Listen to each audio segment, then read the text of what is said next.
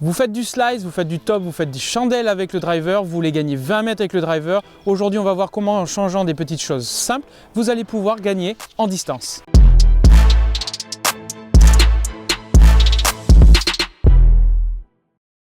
Les premiers défauts que l'on constate lorsqu'un joueur fait des tops, fait du slice, fait des chandelles avec son driver, c'est souvent qu'il y a une mauvaise position, un mauvais placement de la balle au niveau du tee et que le club du coup fonctionne de la mauvaise manière. La première erreur que l'on constate, c'est déjà une mauvaise hauteur de balle par rapport à votre tee. Vous ne savez jamais comment tiller votre balle, c'est-à-dire mettre la balle à la bonne hauteur et vous regardez souvent des choses qui ne vous correspondent pas et qui ne font pas fonctionner le club dans la bonne situation. Quand vous placez une balle beaucoup trop basse, souvent quand on veut placer une balle basse, c'est pour essayer d'avoir une balle qui diminue en termes de hauteur. Ceci amène à laisser le club beaucoup plus ouvert et vous amène du slice. Et la deuxième chose que ça amène, c'est que quand votre club est en haut, vous avez envie d'aller chercher cette balle dans le sol et vous changez le fonctionnement de votre club. La deuxième erreur que l'on constate, c'est le placement de la balle au milieu du stance. Souvent, on cherche un petit peu où est-ce que je vais mettre cette balle-là. Souvent, je la mets beaucoup trop sur le pied, donc c'est-à-dire à l'extérieur de mon pied. Souvent, je la place un peu trop au milieu ou je la place un peu trop à droite. Donc, si vous combinez un tee bas et un mauvais placement, vous allez accentuer l'effet de slice. Plus on met une balle à droite, plus on aura une balle qui sera basse, mais plus on aura une phase de club qui restera ouverte longtemps. Phase de club ouverte voulant dire que nous allons faire un effet à droite. La troisième erreur que l'on peut constater, c'est le placement du corps face à la balle. On ne sait jamais comment se placer. Souvent, je vois des joueurs qui se placent de cette manière-là, disant « Allez, je vais venir frapper la balle en descendant ». Et là aussi, ça change le fonctionnement du club. Et souvent, il y a des gens qui sont beaucoup trop en arrière et se retrouvent comme ça, avec des mains en avant. Le problème de ces positions-là, c'est que ce ne sont pas des positions stables. Il faut que vous ayez une stabilité pour travailler de manière tangentielle avec votre club et pas de manière descendante. Vous avez une limite avec laquelle le corps doit se placer au niveau de la balle. Et du coup, cette limite-là, des fois, vous l'avez atteint. Et en plus de ça, vous la compensez avec des mains en avant ou des mains qui sont trop en arrière. Et là, ça change les différentes ouvertures de phase de club. Ça, c'est la troisième erreur que vous faites. L'ensemble de ces erreurs vont vous amener un mouvement qui ne correspondra pas du tout au fonctionnement du club et donc vous avez une perte de puissance qui est monumentale. L'idée avec un driver, c'est d'avoir une balle qui va prendre de la hauteur. Souvent, je constatais que les personnes qui jouent avec des drives me disent « mais ma balle monte beaucoup trop haut ». Il y a une façon de monter. Une balle qui monte tout de suite en chandelle n'est pas une bonne balle. Une balle compressée et prise correctement va avoir ce système un petit peu, je pars un peu bas et je monte au fur et à mesure un petit peu comme un avion. Et là, nous avons le fonctionnement du club qui est correct. Pour amener un fonctionnement de club correct, on va voir point par point quelles étapes pour justement arriver à gagner en puissance. On va parler du statique, puis ensuite on va parler du mouvement, c'est-à-dire toute la partie dynamique pour venir changer le fonctionnement de votre club et gagner forcément en distance et en régularité en termes de contact. En termes de hauteur avec la balle dans un premier temps, je vous invite, moi j'aime bien utiliser ce type de tee, les tees en bois avec la marque jaune qui me permet d'avoir un repère. J'aime bien quand j'ai posé ma balle, ceci est la moitié de la balle. Je vous invite à toujours placer votre balle légèrement au-dessus du driver. Pourquoi? Si vous le placez ici, il faut avoir un timing parfait, c'est réservé à des très bons joueurs. Alors bien sûr, avec un timing, une habitude, etc., ça fonctionne. Mais si vous voulez favoriser la vol de balle et le fonctionnement de votre club, je vous invite à toujours placer la balle légèrement au-dessus. Vous allez la trouver très haute parce que souvent vous la mettez trop basse, mais je vous invite à toujours la mettre au-dessus, légèrement de l'équateur. Vous pouvez maximum mettre l'équateur ici et la dépasser un petit peu. Pourquoi? Parce que quand le club va venir se positionner au sol, regardez bien, si je pose le club sur l'intégralité de la face, voilà comment il va se placer. Donc là, vous serez directement en fonction avec la balle. Alors que si vous la mettez trop basse, voilà ce qui risque de se passer.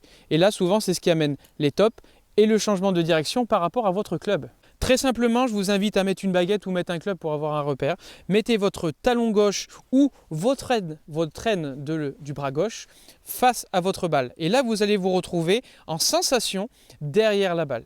Donc l'exercice que je vous donne, c'est mettez une baguette ou un club, talon gauche, on écarte le pied et là on se sent automatiquement dans toute cette partie-là au niveau de la balle. Je vérifie que dans mon aine, la balle est présente ici. Donc si je trace un trait ici, je me représente avec la balle. Je vois que ma balle est sur mon talon gauche et je vois que quand je pose le club au démarrage, il est derrière la balle. Et que mon manche automatiquement se place face au nombril. Là, vous avez le bon positionnement dans le stance.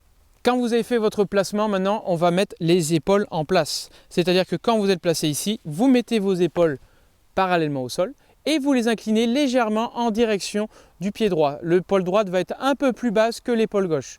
On voit que l'épaule droite est un peu plus basse que l'épaule gauche et que l'ensemble de mes épaules pointe en direction du ciel. C'est ce qui va donner la hauteur à votre balle. Plus vous êtes dans ce sens-là, plus vous aurez un club qui va en descendant et vous aurez des balles basses, des balles coupées et en slice.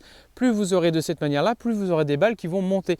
Il y a une limite. Ne montez pas de cette manière-là et vous ne sentez pas étriqué parce que là, vous ne pourrez faire aucune rotation.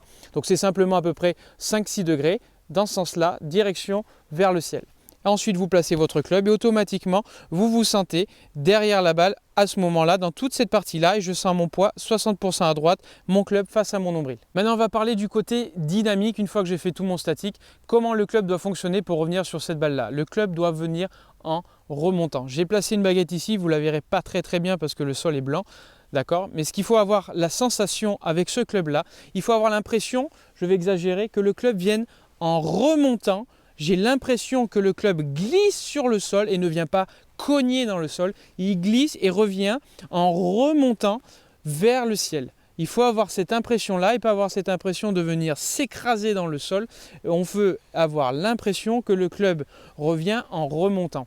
Cette sensation-là, il faut que le club travaille de manière tangentielle. Et pour que le club travaille de manière tangentielle, il va falloir qu'au niveau de votre dynamique, vous changiez des petites choses. La première chose que vous devez améliorer, c'est une rotation. On doit avoir une rotation à la montée. On a un club qui est beaucoup plus long, qui demande de l'énergie, mais qui va vous amener de l'efficacité. Et souvent, on est tous un petit peu paresseux lors de la montée et on vient chercher de cette manière-là à la montée. C'est-à-dire que quand on est placé là, souvent, on tire avec les bras, on monte de cette manière-là.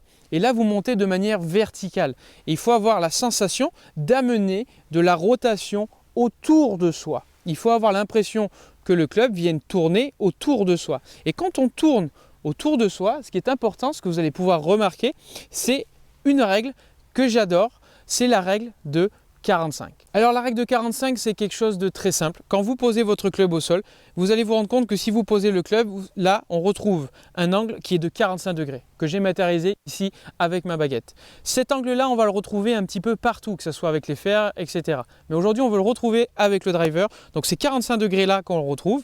Regardez bien, quand je viens tourner mes épaules lors de la montée, je retrouve ce côté parallèle par rapport à ce stick qui est de 45 degrés et qui est le démarrage de mon driver. C'est-à-dire que mon driver est posé à 45 degrés et je retrouve 45 degrés à la montée avec mes épaules. Donc je ne me retrouve pas de cette manière-là. Donc essayez dans un premier temps de ressentir que vous retrouvez ces fameux 45 degrés et que vous amenez votre épaule gauche derrière la balle. Retrouvez ces 45 degrés lors de la montée. Et je viens chercher avec mon épaule gauche derrière la balle. Donc je me place correctement. 45 degrés, épaule gauche pointant vers la balle, 45 degrés.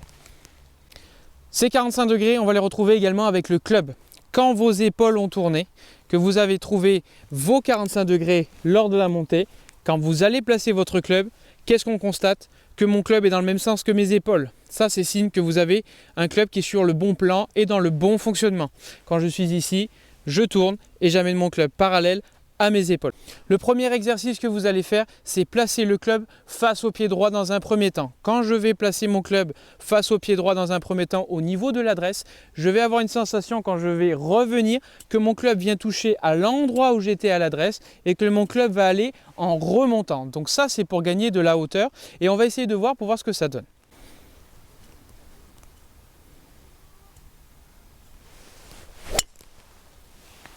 Une fois que vous avez gagné de la hauteur avec cet exercice, que vous ressentez que votre club vient un peu plus derrière, rebondir puis ensuite remonter, mettez une contrainte devant, à peu près une tête de club de différence, vous mettez votre cover, comme ça vous ne risquez rien. Et ça va changer le chemin du club. Ça veut dire que ça va éviter lors de votre descente de venir chercher de cette manière-là face à la balle. Il faut que vous ayez l'impression que le club revienne de l'intérieur. Ce qu'on veut, c'est améliorer notre distance. Donc, ce qu'on essaye de faire, c'est d'avoir un chemin de club, c'est-à-dire le club qui revient de l'intérieur pour revenir sortir légèrement vers l'extérieur pour gagner justement en distance et éviter ce fameux slice. Donc, je mets ma contrainte, je me mets en place et je fais l'exercice.